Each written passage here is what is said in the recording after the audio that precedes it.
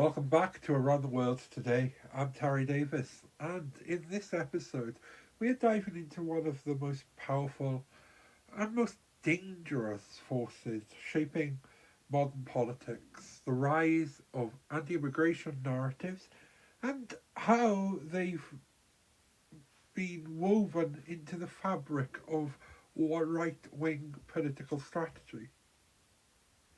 We live in a time when the world is looking very content, where the word patriotism has been redefined, repurposed, and in many ways weaponized, where political movements turn fear into voices, where migrants are blamed for problems they didn't create, and where national pride is increasingly measured by how loudly one can shout, not by how compassionately one can act. Today, we explore how these narratives grew from the fringe ideas to mainstream political thinking.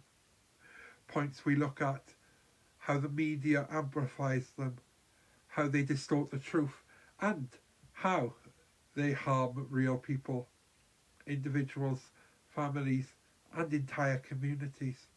But more importantly, we'll ask a question that often gets lost in the noise. What does genuine patriotism actually look like? Because loving your country shouldn't mean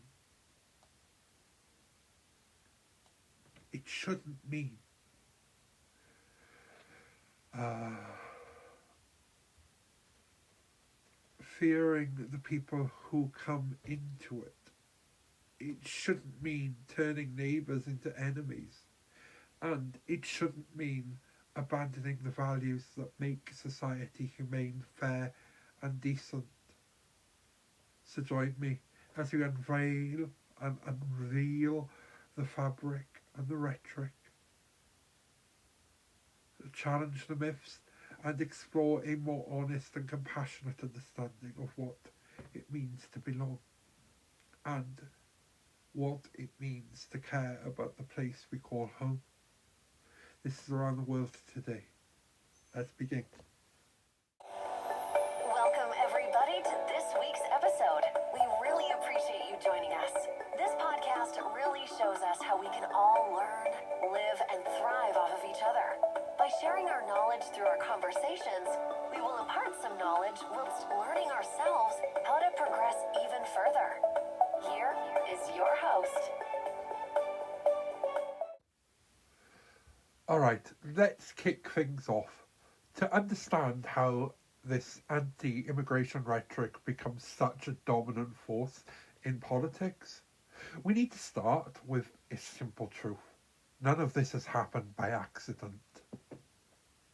The language we hear today, words like invasion, swarm, take back control, protect our borders, stop the boats, didn't just appear out of nowhere.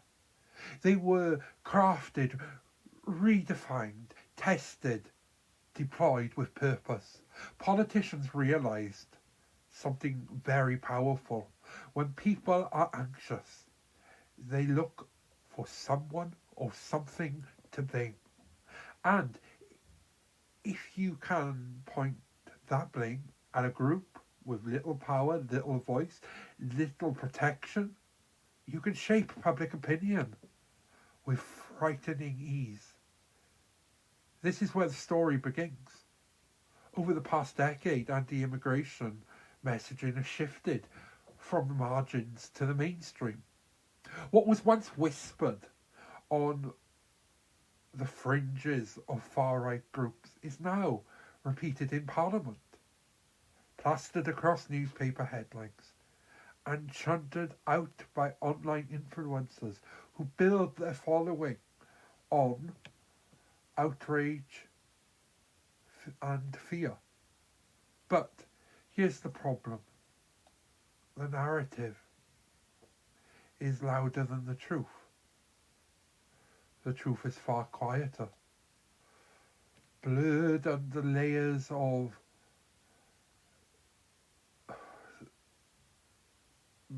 sensationalism and misinformation and political theatre. And so our job today is to pick apart the noise step by step and expose what lies beneath it. Because if we want to understand how patriotism becomes political, if we want to understand how nationalisms become normalised, then we have to start by understanding how immigration, real people, real stories, real lives, become a political weapon. So let's go into it. Let's pull back the curtain and let's begin with how these narratives were built and how they become so powerful. To understand the power of the political messaging around immigration, we need to examine how these narratives are built and why they work so effectively. Let's be honest, in modern politics, immigration has become less about policy and more about emotion. And emotion is a powerful currency.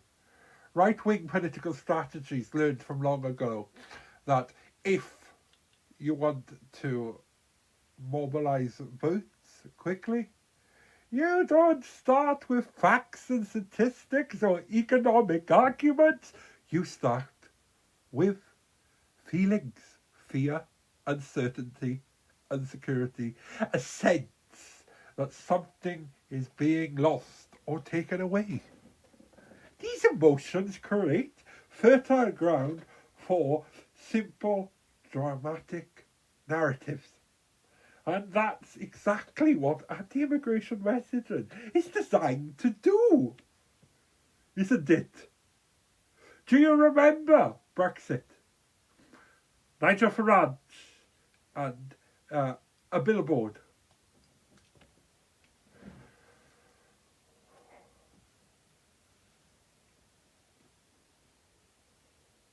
Listen carefully to the language used in these narratives. And we will see. We are being overwhelmed. We are losing our culture. Our borders are under attack. We need to take back control. These aren't policy statements. They are psychological triggers. They tell people that danger is near, that someone else is responsible, that outsides are changing the world, and only strong leadership can protect them. But the truth, here is the truth. These narratives really do match the reality. Immigration levels, economic contributions, the legal distinctions between asylum seekers and migrants. None of this completely fits the free word slogan. So instead of complex troops, the narrative machine drives and delivers something much easier to digest. A story with heroes, villains, and a crisis that only one side can solve. In this story, migrants become the threat. The nation becomes the the victim. And the politician becomes the protector. It's political theatre, and it works. Not because it's accurate, but because it appeals directly to our emotions and bypasses our critical thinking.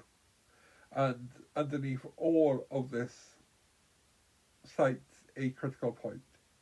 If people are encouraged to blame migrants for the challenges in their lives, housing shortages, the NHS pressures, low wages, they are less likely to question the decisions of the government itself. This is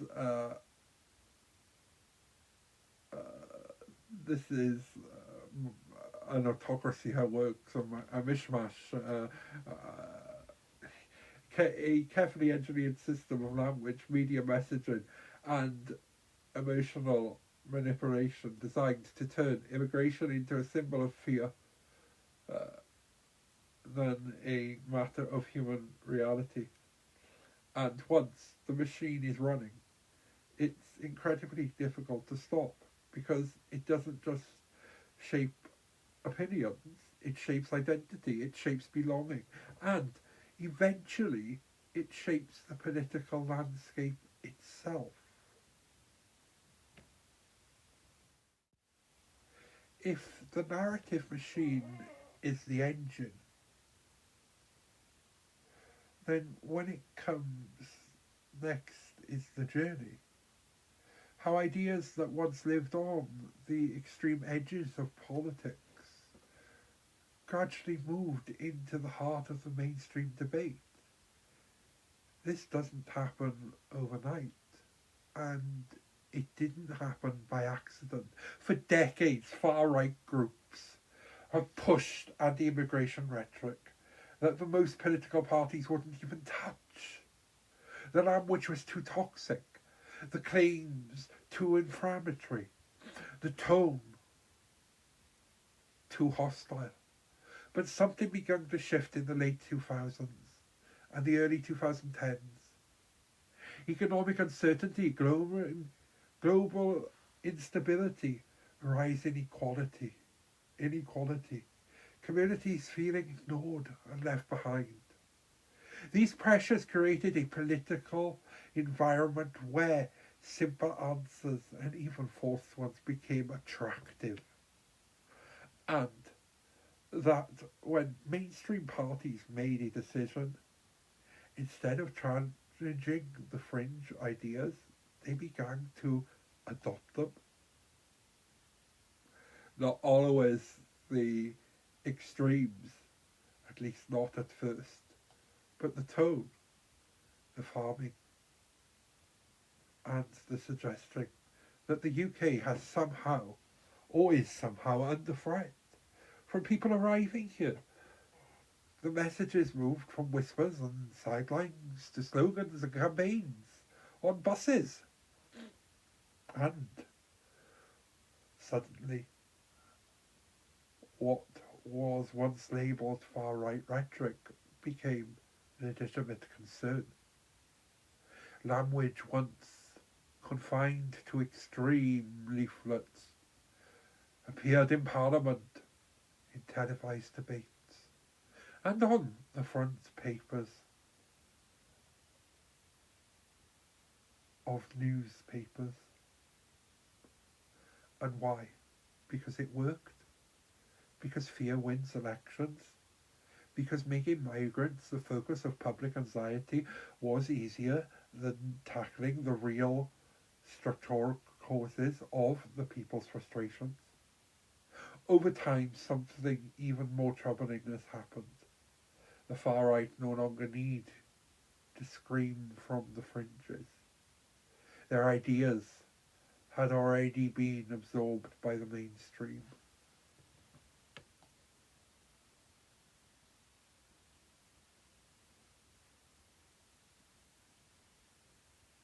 Think about it. Terms like illegal immigration become everyday political vocabulary, even when referring to people exercising their legal right to claim asylum. The idea that migrants are a burden become widely accepted, despite overwhelming evidence to the contrary. The notion that Britain was losing its identity gained traction, even though the identity has always evolved through centuries of migration, culture, and change. By adopting fringe rhetoric, politics didn't just open the door, they removed the hinges. And once these ideas enter the mainstream, they gain something of incredibly valuable legitimacy. Not because they were true, not because they were fair, but because they were repeated again and again by those in positions of authority. And when the public figures repeat something often enough, people begin to believe it. It stops sounding extreme.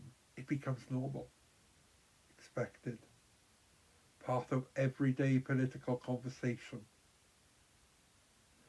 This is how fringe ideas evolve from the margins to the mainstream to the political centre to national policy. And at that point, challenging them becomes harder because they no longer look like fringe ideas at all. They look like common sense, even when they are anything but. If you're ready, I can write.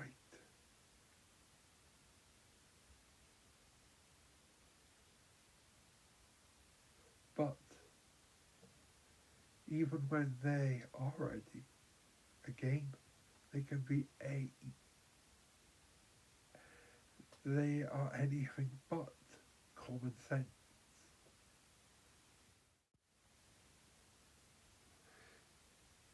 If political rhetoric builds the narrative, and if the fringe ideas creeping into the mainstream give it legitimacy, then there is one force that turns it from political thinking point into a national obsession.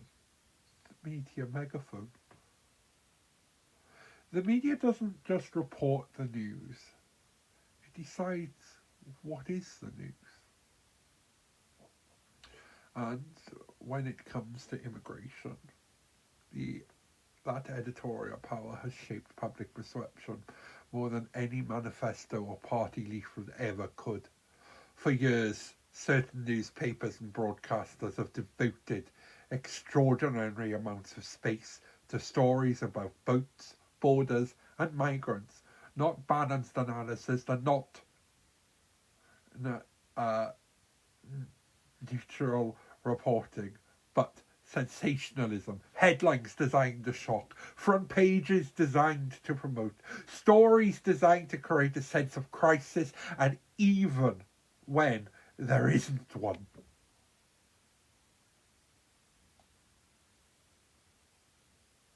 Think of the pattern. A boat arrives, clue, dramatic language, cue photos, deliberately chosen to maximise fear, cue commentators describing the event as if the country is under siege. Meanwhile, deeper stories like the reasons people flee their homes, the UK's legal obligations or economic contribution of migrants rarely make the front page. Why? Because fear sells, because outrage delivers clicks, because complex truth can't compete with a catchy headline. That is a bit of inflammatory headline too. But traditional media isn't the only player in this game anymore. Enter social media, a vast, unregulated landscape where misinformation spreads at lightning speed and where outrage is renewed by algorithms. Platforms like Facebook, TikTok and X have become amplifiers for some of the most extreme anti-immigration narratives imaginable. Unverified videos, emotive sound bites, edited clips that distort reality, influencers with no accountability but erroneous reach. And let's be clear, when sensationalized media meets unchecked social platforms, it creates a feedback loop powerful enough to reshape national attitudes. A newspaper prints a dramatic headline, social media shares it, influencers react to it.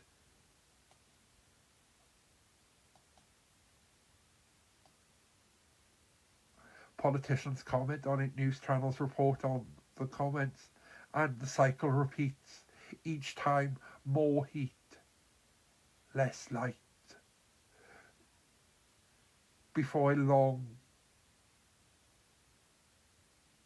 a single small event, a boat with 20 people, is treated as a national emergency, and the public, exposed to this cycle day after day, begins to believe the narrative. This must mean things are out of control. This must mean immigration is the biggest issue. This must mean someone is to blame. This is not an accident. It's well-oiled ecosystem in which fear travels faster than facts. The media megaphone doesn't just inform.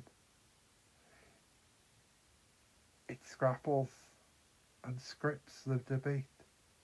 It chooses the villains. It fuels moral panic. And it turns political rhetoric into public statement. But here's the critical point. The louder the media megaphone becomes, the harder it is for the truth to become heard, which means the next segment is even more important. Because we now must ask, what's the reality? What's the truth behind all of this noise? And why does it matter that the media are so often getting it wrong?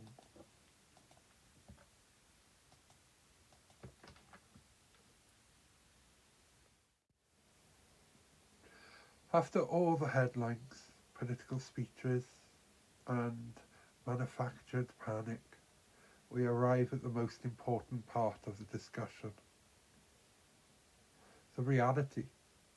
Because behind every slogan, behind every fear-driven narrative, behind every politician pointing at a boat on the television, there is a truth.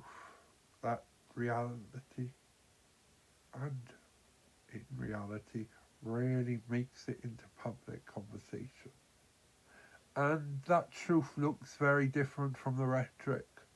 Let's start with the basics. Migration is not out of control. Despite what the headlines suggest, the UK is not being overrun. Asylum seekers make up a tiny fraction of the population. The majority of migration comes from legal routes, students, healthcare workers, people filling essential jobs. The idea of an invasion is a political friction that and not that of a statistical reality. 2, migrants contribute far more economically than they take. Study after study shows that migrants contribute billions to the UK economy through taxes, spending, and vital labour. Without migration, key industries would collapse. The NHS would lose thousands of doctors and nurses. Agriculture would struggle to harvest its crops. Care homes would lose essential staff. Universities would lose funding from international students. Yet somehow the narrative always focuses on migrants supposedly take not what they give. 3, asylum seekers are not illegal. This point is crucial. Under international law, anyone, and that's anyone, has the right to seek asylum. The phrase illegal asylum seeker is nonsense. It exists only to dehumanize. People fleeing war, persecution, or danger have the right to ask for safety, and the most who arrive do so because they have no other option. The boats are a symptom, not a cause. The reason people risk the channel is not because Britain is an easy target, it's because there are almost no safe routes left. If safe routes were restored, the boats would stop. This is not complicated, but a solution. It doesn't feature well in political campaigns because it doesn't create fear. Migration doesn't cause social problems, but it gets blamed for housing shortages caused by decades of underbuilding, NHS waiting times caused by chronic underfunding and lack of staff retention, low wages caused by a weak labour practitioners and corporate decisions. Blaming migrants for these issues is not just wrong, it's a deliberate distraction. Some six. The real story is human. And this is perhaps the most important reality of all. When we strip away the rhetoric, what's left are people, families who fled violence, young people escaping oppression, workers hoping for opportunity. Human beings, not headlines, not statistics, not political tools. Most migrants want what everyone wants: safety, dignity, and a chance to build a life. But political rhetoric and the media narratives often strip them of their humanity. They've become numbers, they've become threats, they've become problems to solve. The reality is migrants are part of the community. Our economy, our public services, our culture, our shared patriotism, and our shared future. And the more we understand this, the more clearly we can see how harmful the rhetoric truly is. Because if the narrative is built on fear, the reality is built on humanity. And it's time that humanity shaped our politics, not the other way round.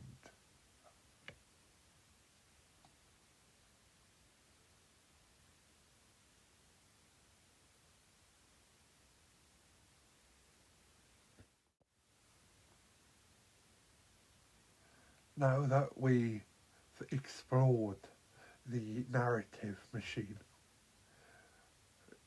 the mainstream of the fringe ideas, the media amplification, and the human reality behind migration, it's time to look at the bigger picture.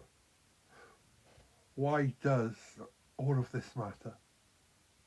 Because these anti-immigration narratives are not just misleading, they actively harm society. Let's break it down. 1, they divide communities. Fear-based messaging teaches people to look at their neighbour as threats. It creates suspicion between communities that would otherwise coexist peacefully. It fosters resentment and, in some cases, even violence. Instead of focusing on common goals, people are encouraged to focus on differences. And that weakens our social fabric. 2, the erode of trust in democracy. When emotion overtakes evidence, people start believing what feels right rather than what's true. Politicians exploit this by blaming outsiders for problems caused by politicians and policies, funding cuts, or governance failures. The result: citizens become misinformed, cynical, and more likely to support divisive measures, even at the expense of fairness and justice. 3. They distract from the real issues. Housing shortages, health pressures, job insecurities. These are complex structural problems. Blaming migrants for these issues is convenient for politicians, but it solves nothing, does it? It's a distraction, allowing those in power to avoid accountability while the public fight a manufactured problem for. They concede compassion. A society without compassion. Could you imagine it? A society that treats fellow human beings as threats loses part of its moral compass. When fear dominates the conversation, empathy shrinkens. And without empathy, communities become hostile.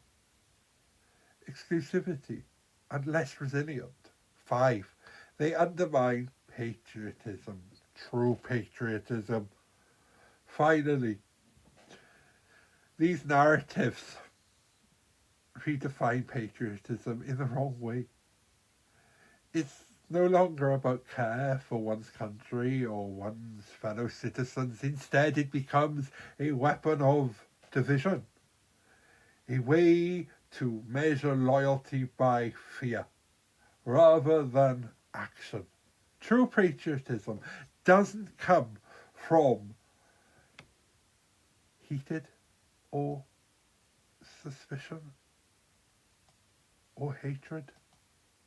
It comes from engagement, fairness, and commitment to improving society for everyone, citizens, newcomers alike. When we step back, the pattern is clear.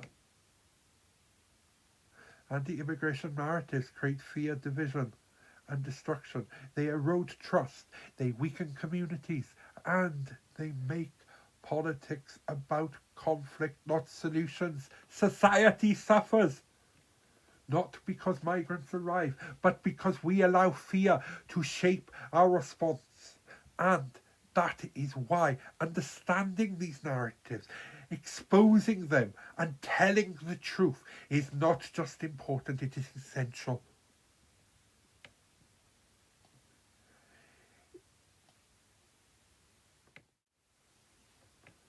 So we've examined the narrative machine, seen how the fringe ideas become the mainstream, explored the media megaphone, and faced the human reality behind migration. We've also looked at how fear-based rhetoric harms society, how it's time to ask these simple but essential questions. What does real patriotism actually look like? Because the version sold to us by fearmongers is not patriotism at all. It's a narrative of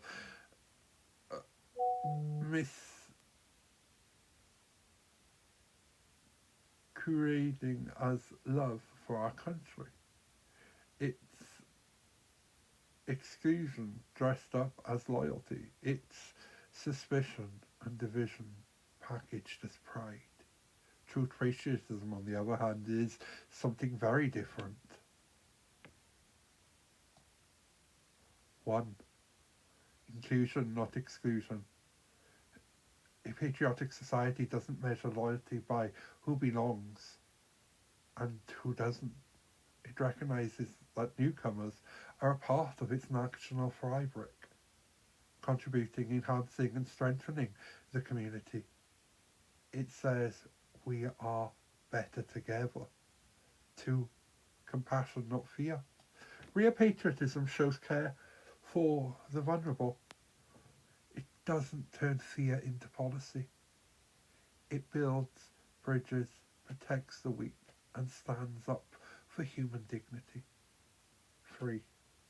Responsibility, not blame. Being patriotic means holding leaders accountable for policy decisions, for the treatment of citizens and migrants, and for the well-being of the country as a whole. It means addressing real problems, not scapegoating those with the least power.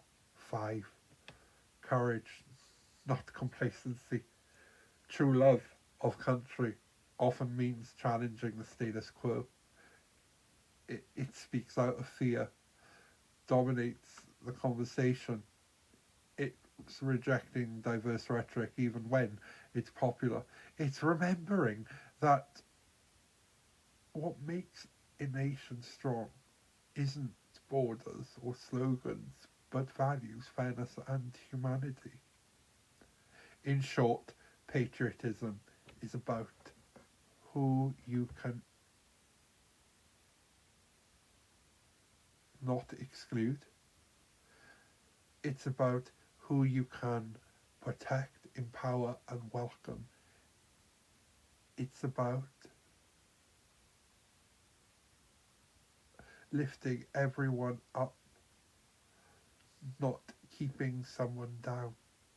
It's about building a society we all can be proud of, not just a select few. If we want to create a country that is truly strong, truly fair, and truly united, we need to reject fear and embrace this higher standard of patriotism.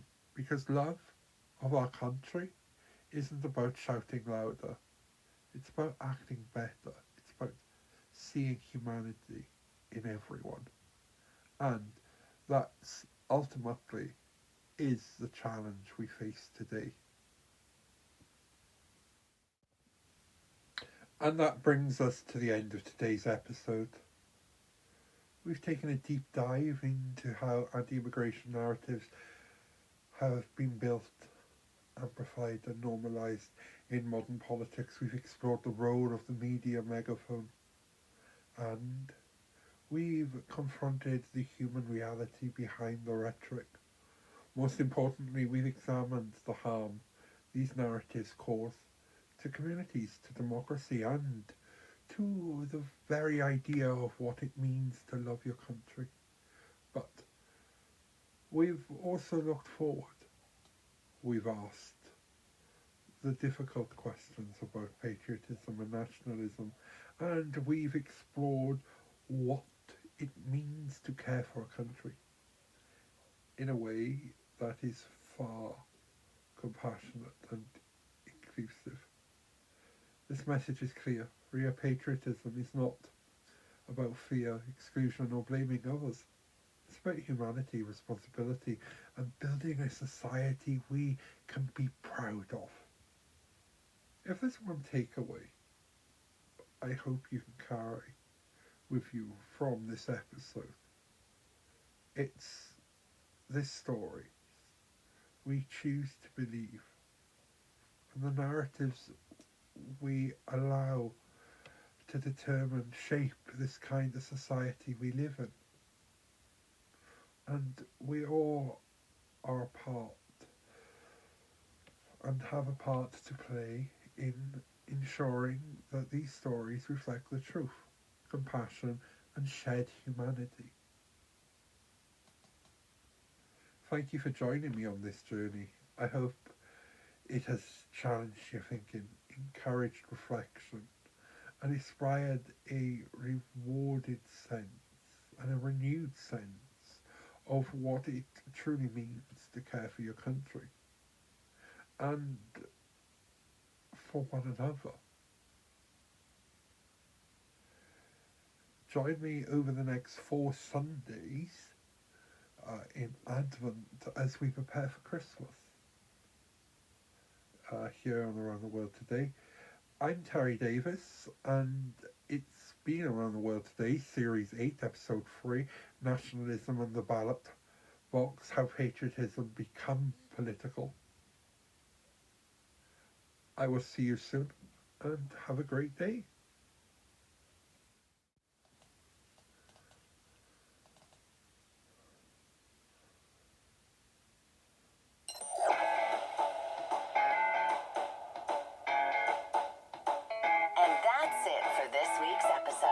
Add us to your podcatcher or on iTunes now so that you can make sure you never miss out on another second of our wonderful podcast. We would hate for you to miss out. Have a great week, everyone.